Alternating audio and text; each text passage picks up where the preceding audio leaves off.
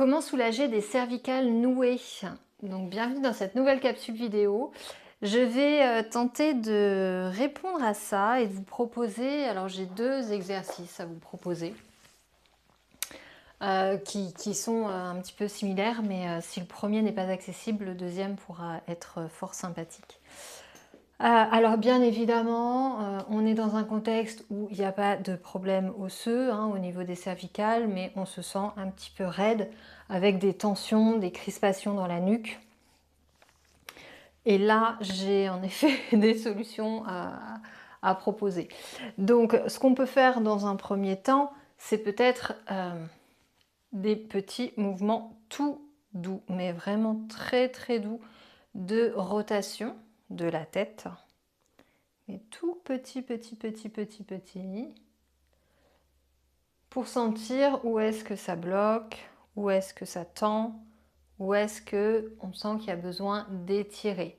Ensuite, pourquoi pas incliner une oreille vers une épaule, revenir doucement, puis laisser le poids de la tête de l'autre côté, revenir au centre et partir vers l'avant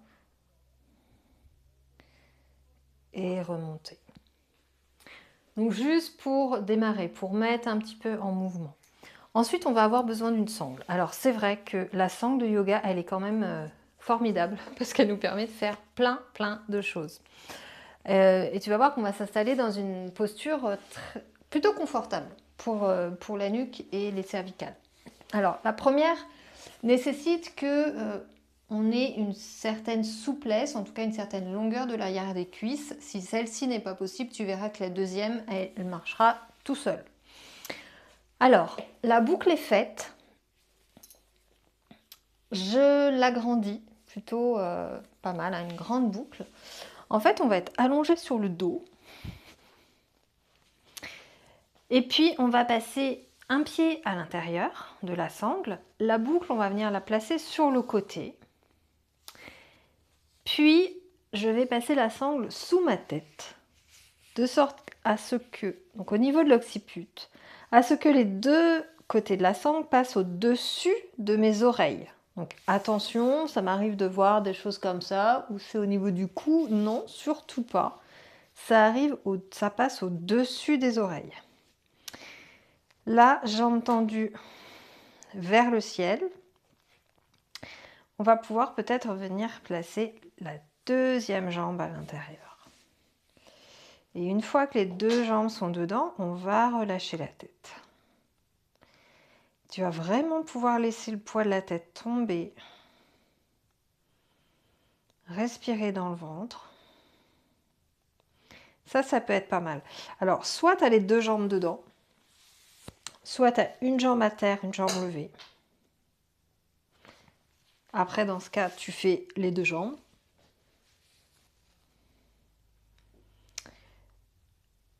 Donc, et puis pour sortir de là, tu attrapes la sangle, tu soulèves, tu poses la tête et tu relâches les jambes. Donc, ce qu'il faut, donc tu vois, tu as la tête qui est un petit peu surélevée par rapport au sol. Elle n'est pas non plus complètement hyper soulevée. Il faut que tu ajustes la longueur de ta sangle en fonction de tout ça, en fonction de ta taille, en fonction de la longueur de tes ischio-jambiers, les muscles à l'arrière des cuisses, et la longueur de ta sangle. Les personnes qui sont grandes auront besoin d'une sangle plus longue.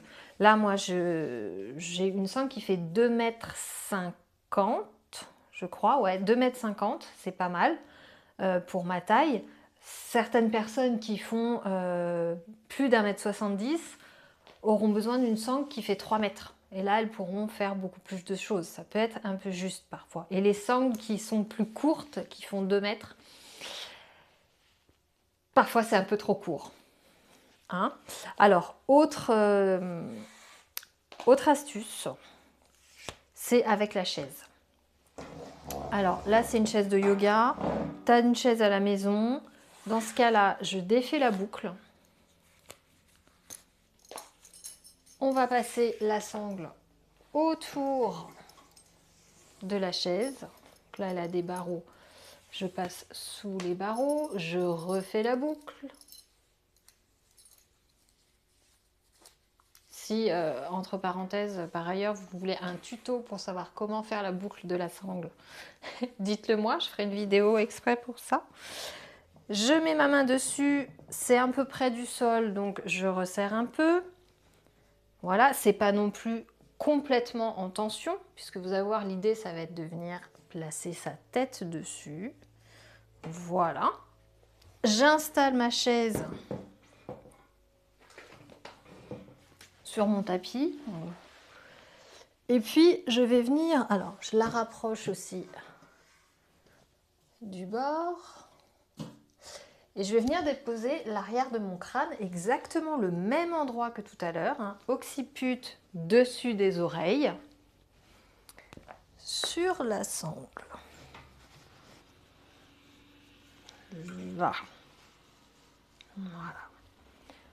Ensuite, eh ben, je peux garder mes genoux fléchis si je veux, ou m'installer en Shavasana.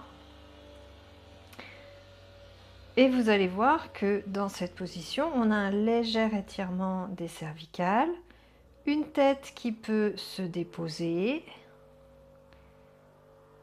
les muscles de la nuque qui peuvent se détendre. Et c'est une position plutôt confortable pour une relaxation qui amène voilà, davantage de confort dans la nuque. Et ça peut être intéressant pour les cervicales. Dès lors qu'on parle uniquement de crispation musculaire.